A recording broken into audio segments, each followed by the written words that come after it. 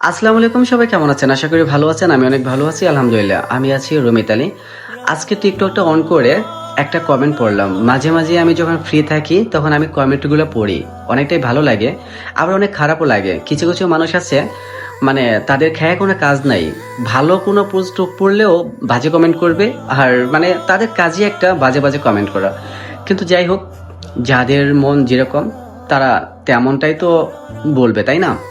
তো যে বিষয়ে কথা বলবো, একটা আপু আমাকে কমেন্ট করছে। তার কমেন্টটা দেখে এতটা ভালো লাগছে যা বলার মতো না।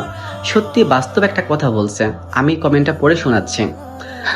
জীবনটা এমনই ভাইয়া, সত্যি বলতে ছেলেরা টাকার মেশিন। টাকা ছাড়া তাদের কেউ আপন ভাবে না। খালি পকেটে জন্ম দেওয়া মাও পর হয়ে যায়।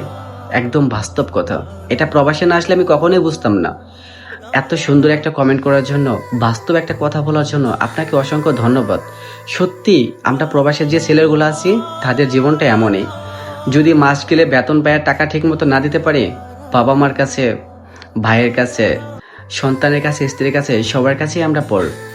আর যদি ঠিক মতো টাকা দিতে পারি, সবার কাছেই অনেক ভালো ছেলে। এটাই বাস্তব। আর আমাদের জীবনটাই এমন। তো ভালো আছেন, ভালো থাকবেন, আমার জন্য দোয়া করবেন। আসসালামু আলাইকুম।